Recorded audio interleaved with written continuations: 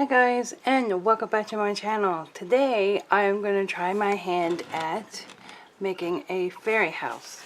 Be working with this today. Let me take my ring off because I don't want that to get messed up. Oh, and by the way, before we get started, this little guy I made last night, and that's why I didn't get a video uploaded yesterday. This was supposed to be the video for yesterday, me making this little cactus guy.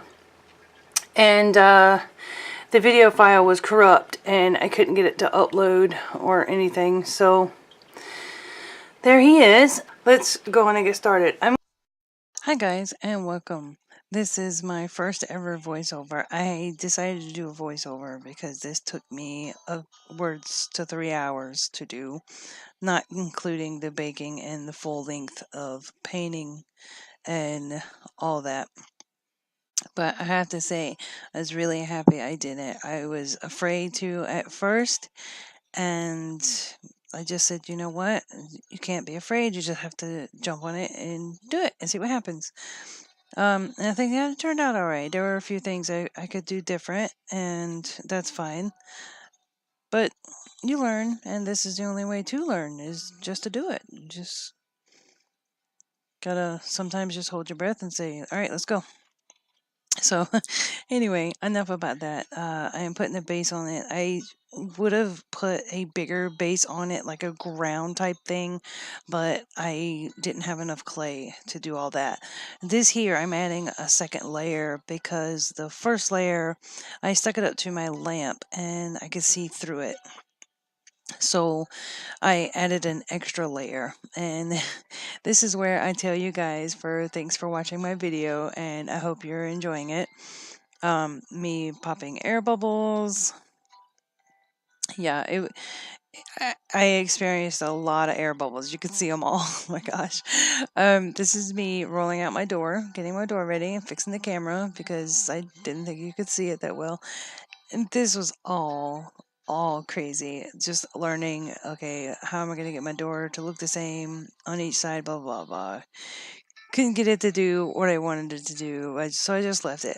And it's a fairy house. I mean, it doesn't have to be perfect. It can be different, and that's what makes it special and unique. It's a fairy house, and not every fairy house is created equal in my book. Here I am smushing down the brown around the door, kind of giving it 2 layers. Now, another thing I would have done different here is I would have cut out the hole first and then picked the dollar store glass bead.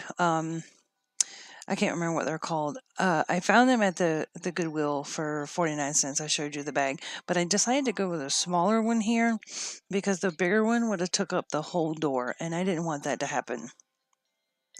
So I went with a smaller one, and here I am carving out the excess around the window itself. Excuse me.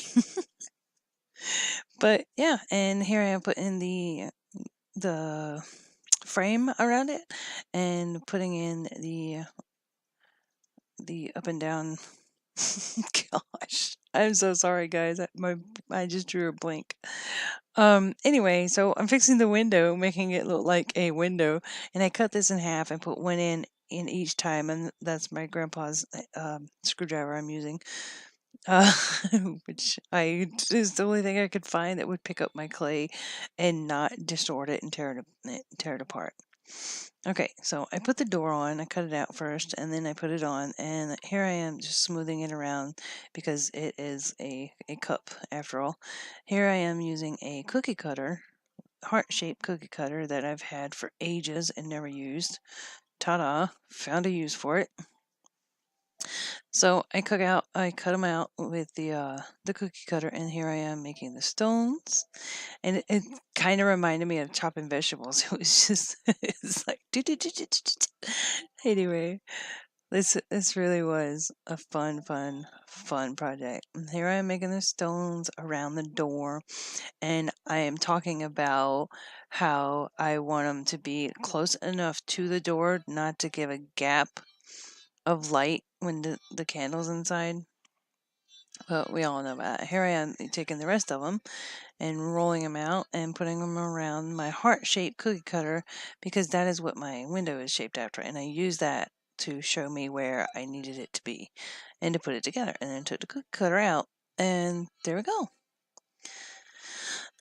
So that covers the window, and I do the other window. Now this one, for some reason, I decided I was going to try and do it differently and put it around the cookie cutter first and then take it off. Well, that didn't work. As you can see there, it stuck to it.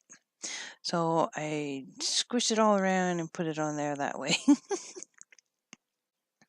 This is just one of my favorite things to do. I don't know why I never played with polymer clay before.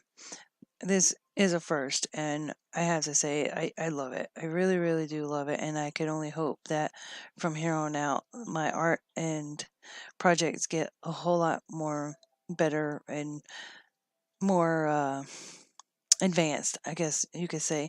But here I am making the wood textures on the door, which I think turned out incredible. They look really, really nice. And now I think I'm making the stairs. Yes, I'm making the stairs. Now, this was a little bit difficult. I mean, I got them to come out the way I wanted them to, but I needed something in the back. Yeah, right there. I put clay in the back to get it to stick to the door. Excuse me. 1 second. I'm trying to get some tracks for you guys. I have my phone in my hand. It also helps so you don't hear my husband's TV in the background. So don't worry, it's royalty-free music, blah blah blah. But here I am. It got stuck to the marble, and I was freaking out. I was like, "Oh my god, oh my god, oh my god! I can't get it off." But I finally got it off. I mean, it took me a good 10 minutes to get it off of there, and yeah, it's really really fast forward. And here I am using the brush to give it kind of a better texture and indentions and stuff. Here I am putting the rocks on. And I figured it would look nice to have little rocks since I didn't have the ground. And I don't know why I didn't think about making mushrooms for it and put like other people do, but you ain't gotta do it the way other people do it. You do it how you want to do it, and this is how it came out. Now here I'm using the hammer to flatten out what coils I made for the top, and I realized that hitting it with a hammer made it really really smooth, and it's easier than trying to smooth it with your hand. So I'm banging it with a hammer, and I realized I was off camera, so I brought it back.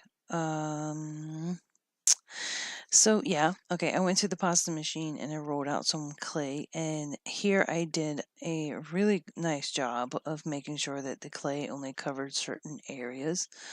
I'm sorry, music stopped. We're going to try this one. Okay, sorry. But I made sure that I covered certain areas with the clay. And how do I explain it? I made sure that the clay was just like one layer all over. I cut out the pieces precisely for the area it was going to fit into, and if it didn't fit, then I would use it somewhere else, if that makes sense. There were a few places I noticed after I had got all of the clay on and molded and shaped and everything where it needed just a little bit extra. So I can't remember if that's part of this or not, but it's in there. Here I am putting it on the bottom. I should have put a indention in there for the security of the lid, to put it on top of my I was gonna say jar, but it's not a jar, it's a cup. My cup that I got from the Goodwill. But I didn't. I don't know why I didn't. I probably wasn't thinking about it. A lot of stuff like hits me after I stop recording. So here I am just molding away, adding the little bitty pieces I was telling you about earlier. How you just grab a little tiny piece and fill in a hole, because there might be little indentions that I didn't get with the hammer, or places that are just a little bit too deep, and I'll add like a little tiny piece of clay. So that worked out really great. Yep, just filling in the holes and trying to smooth out the bottom and everything and make sure all my little cracks and stuff are done.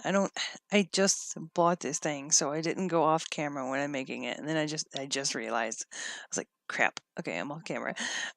It's practice, guys. I'm sorry. I can say it 100 times, but I'm new to this, and I just want to show you guys that you too can do it too. Just don't doubt yourself. I mean, look at this. I've never done this before, and it doesn't look bad. I mean, I could have done better. There's a lot I would have done better and thought of and took the time. But okay, enough about that.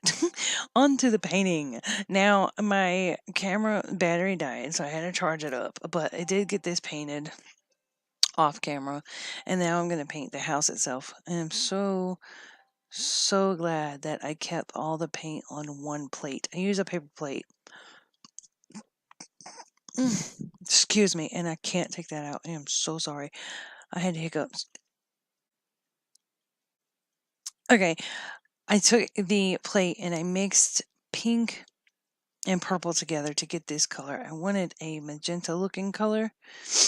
And that's as close as a magenta I could get. Right now I'm putting on the rocks at the bottom and coloring that. I did end up putting a piece of clay at the bottom just a little bit. That's all I had left, just whatever scrap clay I had.